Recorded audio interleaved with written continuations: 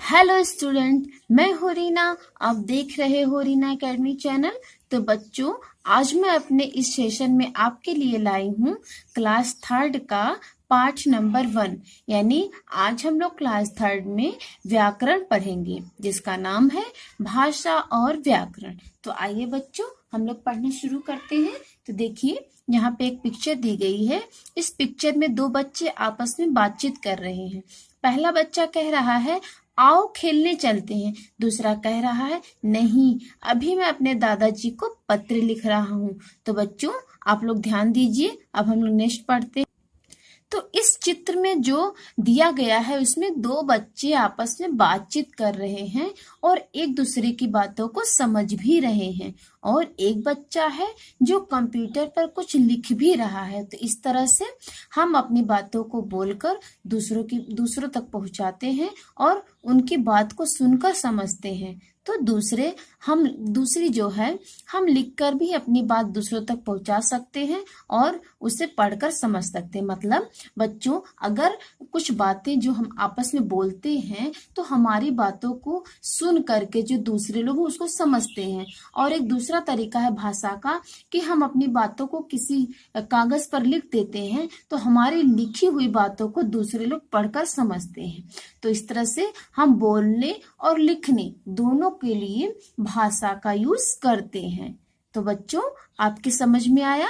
देखिए, जिस साधन से, जिस माध्यम से हम अपने विचार दूसरों तक पहुंचाते हैं, उसे भाषा कहते हैं। ठीक है बच्चों? तो देखिए, हमारे जो भाषा का साधन है वो दो तरीके का है, एक बोलकर और दूसरा लिखकर। अब देखिए, यहाँ पे एक मेन पॉइंट्स दी गई है। केवल मनुष्य ही भाषा बोलते हैं। मतलब केवल जो इंसान होते हैं वही भाषा का प्रयोग करते हैं। लेकिन जो जीव जंतु होते हैं वो केवल आवाजें ही निकालते हैं। लेकिन उनकी जो आवाजें होती हैं, जैसे कौवा काव काव, चिड़िया ची ची करती है, तो इनकी आवाजें भाषा नहीं है। तो बच्चों, भाषा का मतलब होता है कि कुछ ऐसी ध्वनियों का समूह जिनका कोई एक निश्चित अर्थ हो। अगर कोई बिना अर्थ का अगर कोई शब्द हो तो वो भाषा नहीं कहा जा सकता। जैसे कौवे की आवाज काव काव और चिड़िया का आवाज ची ची, ये भाषा नहीं है। अब देखिए, भाषा के दो रूप होते हैं। बोलने और लिखने के आधार पर भाषा दो तरीके की होती है। पहला है मौखिक भाषा। जब हम बोलकर या तेज आवाज में पढ़कर अपने विचार दूसरों तक पहुंचाते हैं तो उसे मौखिक भाषा कहते हैं। यानी जो हमारी बोली गई बात को दूसरे सुनते हैं, तो उस भाषा को सुनकर समझते हैं, तो उसे ही हम मौखिक भाषा कहते हैं। अब देखिए, नेक्स्ट है। अब देखिए बच्चों, ये जो मौखिक भाषा है उसे हम इस पिक्चर के माध्यम से समझेंगे। तो यहाँ पर देखिए, दो बच्चियां हैं और दोनों आपस में फोन से बात कर रही हैं। तो पहली बच्ची बोल रही है, हेलो राधा, कैसी हो? तो दूसरी ने जवाब दिया, मैं ठीक हूँ, तुम कैसी हो? तो देखा बच्चों आपने, यहाँ पे मौखिक भाषा का एग्जाम्पल, यानी दो लोग आपस में फोन से बात कर रहे हैं और एक दूसरे की बातों को आपस में समझते हुए उसका जवाब दे रहे हैं। देखिए, यहाँ पे सेकंड पिक्चर जो है, यहाँ पे लाल किले पे जब प्रधानमंत्री जी द्वारा झंडा फहराया जाता है, उसके बाद भाषण दिया जाता है। तो यहाँ पे देखिए, सेकंड पिक्चर है, यहाँ पे भाषण देना, ये भी भाषा का मौखिक रूप ही है। अब हम पढ़ेंगे नेक्स्ट, लिखित भाषा। तो जिस प्रकार हम मौखिक भाषा को मुंह से बोल करके, मतलब दूसरों की बातों को, किसी के द्वारा कही गई बातों को, बोली गई बातों को सुनकर समझते हैं, वो मौखिक भाषा है, और अपनी बातों को बोलकर सुनाते हैं, उसी प्रकार भाषा का एक दूसरा रूप है वो लिखित भाषा। कि जब हम अपने मन के भावों और विचारों को हम किसी कागज के पन्नों पर लिख कर किसी को बताते हैं, तो उसे ही हम लिखित भाषा कहते हैं। तो देखिए बच्चों, यहाँ पे लिखित भाषा का एग्जाम्पल हम लोग इस चित्र के माध्यम से समझेंगे। यहाँ पर देखिए, जब आप कभी सड़क से अक्सर कहीं पे जाते रहते हो, तो बीच बीच में सड़क पर पत्थर लगे रहते हैं और उस पर लिखा रहता है कि, मतलब किसी जगह का नाम लिखा रहेगा और उसके नीचे लिखा रहेगा कि इतने किलोमीटर। तो हम उसको पढ़कर जान लेते हैं कि अभी जहाँ पे हमें पहुंचना है वो अभी हमसे इतने किलोमीटर दूर है। मतलब अभी इतने किलोमीटर हम उस जगह पर दूर है, मतलब अभी हम वहां पे नहीं पहुंचे हैं। अब देखिए दूसरे पिक्चर में क्या दिखाया गया है कि यहाँ पे बच्चे एग्जाम देते हुए नजर आ रहे हैं, मतलब परीक्षा दे रहे हैं। तो जब भी आप परीक्षा देते हो तो आपको जो भी क्वेश्चन पेपर मिलता है तो वो लिखित भाषा में रहता है, और हमें उसका जवाब यानी जो भी हमने पढ़ा है तो उस क्वेश्चन पेपर को पढ़ करके, प्रश्न पत्र को पढ़ करके हम अपने जवाब को लिखित भाषा में ही देंगे। तो जो परीक्षक होते हैं, जो एग्जामिनर होते हैं, वो हमारे द्वारा लिखी गई बातों को पढ़कर ही हमें नंबर देते हैं, तो हम पास होते हैं। तो बच्चों आपको समझ में आ गया ना कि भाषा दो तरीके की होती है, एक लिखित और दूसरी मौखिक। अब देखिए यहाँ पे कुछ मेन पॉइंट्स दिए गए हैं, ध्यान दीजिए। संकेतों द्वारा विचार प्रकट करने को भाषा नहीं कहते हैं। मतलब बच्चों जो सांकेतिक भाषा है उसे हम भाषा का स्वरूप नहीं मान सकते हैं। कहने के लिए जैसे ट्रैफिक पुलिस है, वो संकेतों की भाषा को यूज करता है तो वो सांकेतिक भाषा कहलाता है, लेकिन वो भाषा नहीं है। भाषा केवल दो ही तरीके की है, एक लिखित दूसरी मौखिक। अब देखिए नेक्स्ट है, विचारवान बनने के लिए भाषा में निपुणता प्राप्त करना अनिवार्य है। ज्ञान, विज्ञान, साहित्य तथा कला का माध्यम भाषा ही है। मतलब अगर हमें विचारवान बनना है, मतलब किसी भी भाषा पे विचार करना है यानी ज्ञान प्राप्त करना है, तो हमें उस भाषा की नॉलेज को बहुत अच्छे से आनी चाहिए। मतलब जिस भाषा में हमें ज्ञान चाहिए तो उस भाषा की नॉलेज यानी उस भाषा का ज्ञान हमको आना ही चाहिए। अगर उस भाषा का ज्ञान हमें नहीं होगा तो वो भाषा हमें नहीं आएगी।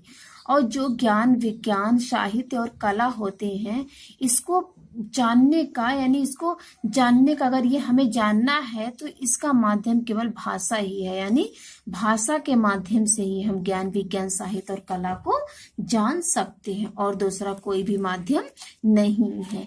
अब देखिए बच्चों नेक्स्ट है, संसार में अनेक भाषाएं बोली जाती हैं, जैसे हिंदी, अंग्रेजी, चीनी, रूसी आदि। तो हमारे देश में भी अनेक भाषाओं का प्रयोग होता है, जैसे हिंदी, गुजराती, मराठी, बांग्ला, पंजाबी, तमिल और संस्कृत संसार की सबसे पुरानी भाषा है। हिंदी भाषा संस्कृत भाषा से ही बनी है। तो बच्चों ये पूरे संसार में जो है बहुत सी भाषाएं बोली जाती हैं। उसी तरह से हमारे देश भारत में भी बहुत सी भाषाओं का यूज होता है, यानी बहुत सी भाषाएं बोली जाती हैं।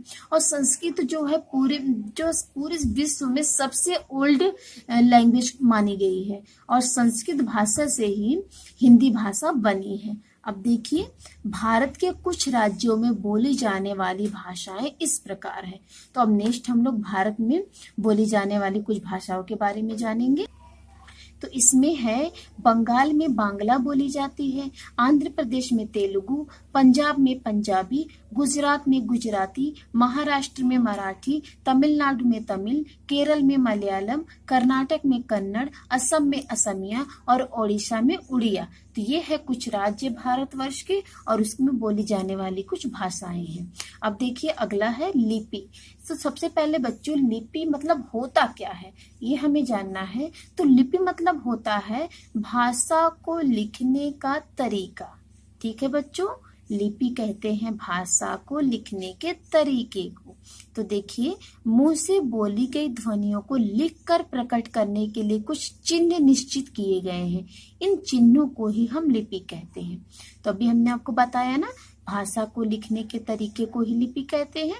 तो यहाँ पे जो भी हम मुंह से बोलते हैं, जो भी शब्द हम बोलते हैं, जो भी अक्षर बोलते हैं, वो ध्वनियों के रूप में होते हैं, और उन अक्षरों को लिखने के लिए कुछ चिन्ह बनाए गए हैं, और उन चिन्हों को लिखने को ही हम लिपि कहते हैं।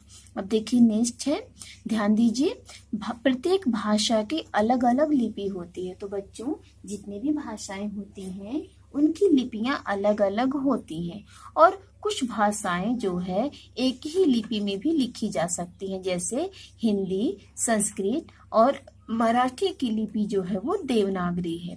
और कुछ भाषाओं की लिपि जो है निम्नलिखित है, जैसे अंग्रेजी की रोमन, उर्दू की फारसी, पंजाबी की गुरुमुखी। तो बच्चों अब हम नेक्स्ट पढ़ेंगे व्याकरण, कि व्याकरण किसे कहते हैं।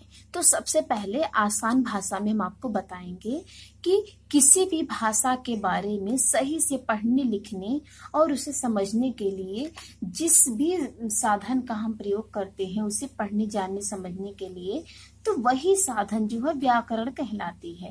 जैसे एग्जाम्पल है, अगर हमें अंग्रेजी भाषा का बहुत ही अच्छा ज्ञान चाहिए तो हमें अंग्रेजी भाषा का जो व्याकरण है वो हमें आना चाहिए। उसी तरह से अगर हमें हिंदी सही से बोलना पढ़ना लिखना और समझना है तो हमें हिंदी भाषा का व्याकरण आना ही चाहिए। अब देखिए यहाँ पे है व्याकरण। बच्चों, सड़क पर चलने के कुछ नियम होते हैं, यदि उन नियमों का पालन न किया जाए तो दुर्घटना हो सकती है। तो उसी तरह से भाषा को अगर हम सही ढंग से लिखने बोलने के जो नियम होते उसे हम नहीं जानेंगे तो भाषा के सही नियमों का ज्ञान हमें नहीं होगा। इसीलिए भाषा के सही नियमों का ज्ञान कराने वाले शास्त्र को ही हम भाषा कहते हैं। और अगर हमें सही से भाषा के नियमों का ज्ञान होगा तभी हमें उसके व्याकरण को पढ़ना ही पड़ेगा, भाषा के नियमों को जानने के लिए। अब देखिए नेक्स्ट है, भाषा सीखने के माध्यम है बोलना, सुनना, लिखना और पढ़ना। अगर बच्चों हमें बहुत ही अच्छे तरीके से भाषा को समझना है तो हमें इन 4 माध्यमों को फॉलो करना ही पड़ेगा, जैसे बोलना, सुनना, लिखना और पढ़ना। इसी के द्वारा हम भाषा को सीख सकते हैं। और प्रत्येक वर्ष मतलब हर साल 14 सितंबर को हिंदी दिवस मनाया जाता है। हरियाणा, उत्तर प्रदेश, राजस्थान, बिहार, मध्य प्रदेश, छत्तीसगढ़, झारखंड तथा दिल्ली में मुख्य रूप से हिंदी बोली जाती है। तो बच्चों हमारा ये लेसन कंप्लीट हो गया। अब हम लोग एक्सरसाइज करेंगे। तो सबसे पहले बच्चों हम लोग एक्सरसाइज में कुछ जो ऑब्जेक्टिव क्वेश्चन होते हैं, जो बहुविकल्पी प्रश्न होते हैं, हम उसे करेंगे। तो लिखकर विचारों को प्रकट करना कहलाता है। इसका आंसर होगा लिखित भाषा, यानी क का सेकंड वाला सही है। अब ख वाला है, भाषा के कितने रूप होते हैं, तो इसमें 4 ऑप्शन दिए गए, इसमें सही आंसर होगा सेकंड यानी 2। अब देखिए ग है, के द्वारा हम अपने विचार दूसरों तक पहुंचा सकते हैं, तो इसमें हमें भरना है भाषा, यानी ग में भाषा फील होगी। अब देखिए घ है, बोली गई ध्वनि को लिखकर प्रकट करने के लिए निश्चित चिन्हों को कहते हैं, तो इसमें हमें फील करना है लिपि, यानी बोली गई ध्वनि को लिखकर प्रकट करने के लिए निश्चित चिन्हों को हम लिपि कहते हैं। अब अगला है अति लघु उत्तरी प्रश्न। तो इसमें बच्चों जिन वाक्यों के सामने जो वाक्य सही है तो उनके सामने सही का निशान, और जो वाक्य गलत हो उसके सामने गलत का निशान हमें लगाना है। तो समाचार सुनना मौखिक भाषा है, हाँ सही है मौखिक भाषा, तो इसके सामने हमने सही का निशान लगाया। हिंदी की लिपि रोमन है, नहीं बच्चों ये गलत है, तो इसके सामने हमने गलत का निशान लगाया। हिंदी की लिपि जो है वो देवनागरी है, रोमन जो है वो अंग्रेजी की लिपि है। असम में कन्नड़ भाषा बोली जाती, नहीं गलत है, असम में असमिया भाषा बोली जाती है। अब देखिए व्याकरण हमें भाषा का सही प्रयोग सिखाता है, हाँ ये सही है, तो यहाँ हमने सही का निशान लगाया। भारत में केवल हिंदी भाषा बोली जाती है, नहीं ये गलत है, भारत में बहुत सी भाषाएं बोली जाती है। अब यहाँ पे नेक्स्ट है भाषाओं को राज्यों से मिलाना है। तो यहाँ पे तेलुगु भाषा जो है वो आंध्र प्रदेश में बोली जाती है, तो का हो जाएगा 6। और मराठी महाराष्ट्र में बोली जाती है, गुजराती गुजरात में, कन्नड़ कर्नाटक में, असमिया असम में, और उड़िया भाषा जो है वो उड़ीसा में बोली जाती है। अब बच्चों नेक्स्ट है लघु उत्तरी प्रश्न।